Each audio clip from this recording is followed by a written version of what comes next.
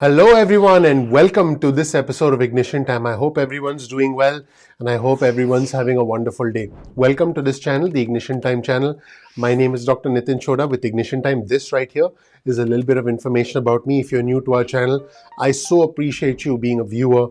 If you're not a subscriber yet, please consider clicking the like button. Please subscribe and please enable notifications so that I can give you the truth about the country, about the economy, and about your money. So I've been seeing a lot of comments from our viewers and subscribers as the $1,400 stimulus checks start to hit bank accounts, as the checks start going out in the mail saying, hey, the government didn't do enough. I see comments where individuals say, hey, the government did more than we expected. I've seen many comments saying, hey, the government didn't do enough.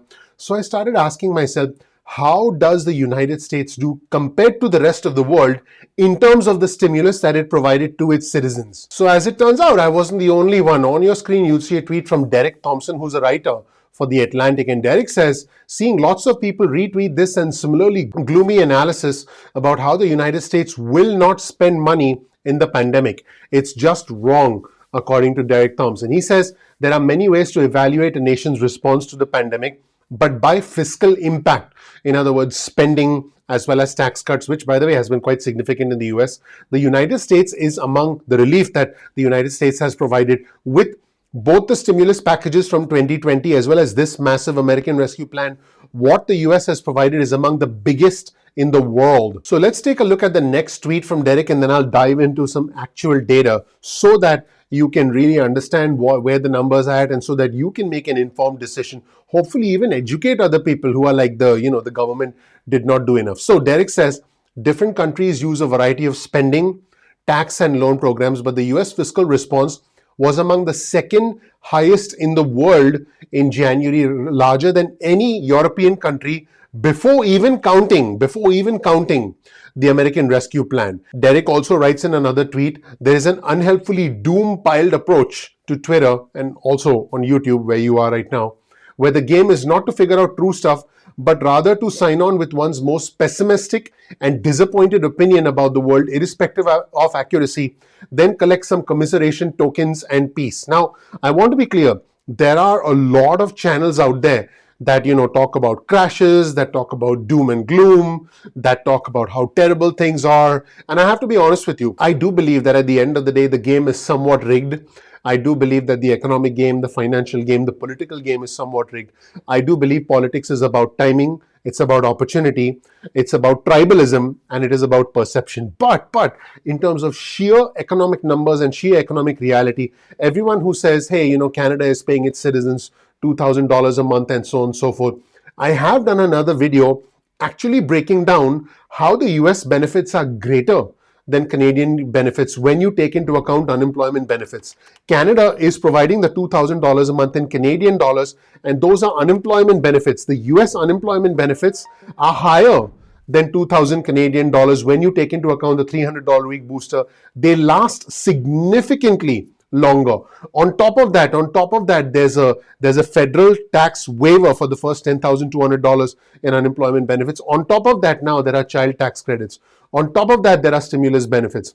On top of that, there are subsidies for health insurance premium. On top of that, the government is going to pay the entire COBRA premium. On top of that, there are many other benefits that are in the American Rescue Plan and in the recent packages. So I do want our viewers and subscribers to understand that fear and pessimism sells.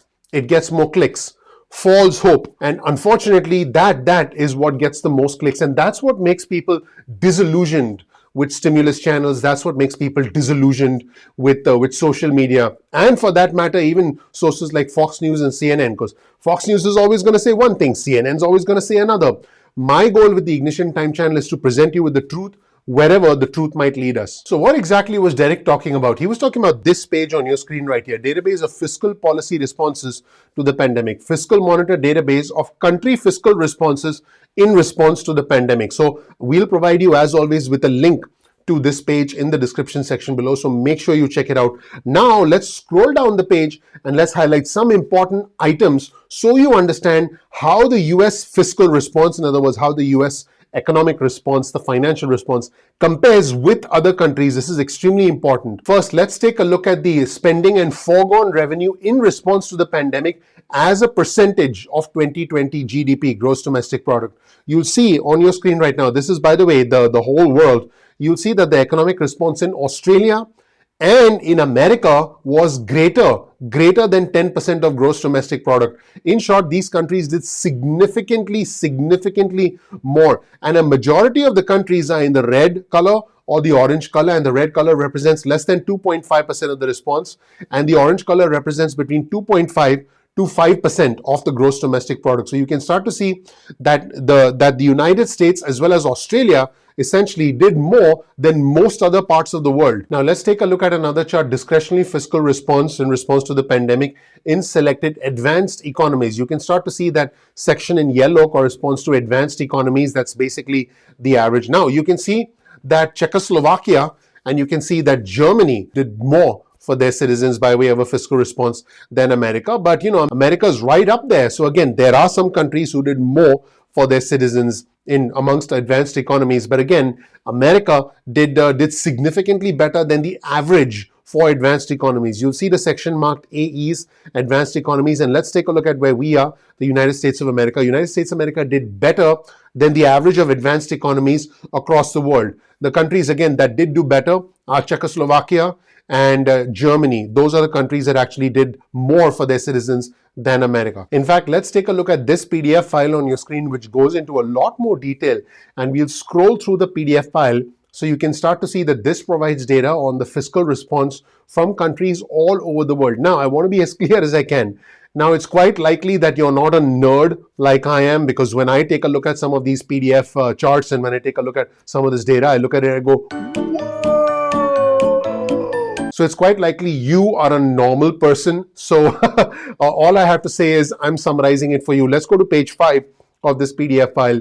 And this takes into consideration not only all the additional spending, because remember the stimulus checks, the unemployment benefits, all of the subsidies, this is all spending, but there is also what is essentially called foregone revenue. In other words, you don't, you simply don't take in enough revenue. Whenever the government, does something like a tax waiver on the $10,200 of unemployment benefits, it is not only the government spending but giving up revenue. I mean, the best analogy I can give you is, what if all you had to do was spend money and all your sources of income, you're like, no, I'm not going to take that, I'm not going to take that. So the government is not only spending money but foregoing revenue. And when you take both of those things, the outflow of money, which is the expense, as well as the reduced inflow of money, which is a reduced income, you basically get the US economic response, which is actually second amongst advanced economies, all things considered, before even taking into account the American Rescue Plan, which means when we take into account the American Rescue Plan, we are likely to be the biggest, if not among the top 2 biggest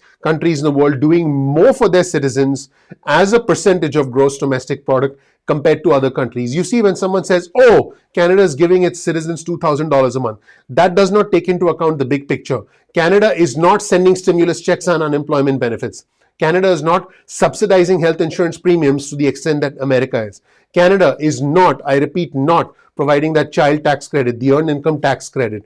Canada has not expanded the nutrition assistance program. And Canada has not provided 3 stimulus checks, one after the other. And Canada is not providing a family of 4 close to $6,000 in stimulus checks, $5,600 to be exact, as a direct result of the American Rescue Plan. Canada is not doing it to that extent. So I want our viewers and subscribers to just take a step back, understand the big picture, look at the numbers, and then come to a conclusion. Thank you so much for watching. My name is Dr. Nitin Choda. I really appreciate you watching. I appreciate you taking the time to check out this content.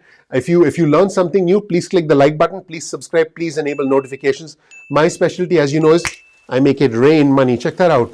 I make it rain money. In fact, a majority of the fiscal stimulus, the trillions and trillions of dollars, I can make it rain. I'll actually be standing here for years if I have to rain trillions of dollars, and I won't be able to film any videos. But jokes aside, I would really appreciate it if you click the like button, if you subscribe, if you enable notifications. That would mean a lot to me personally. Thank you so much for watching. I hope you learned something new. I'm looking forward to seeing you in the next episode of Ignition Time. Take care. Bye.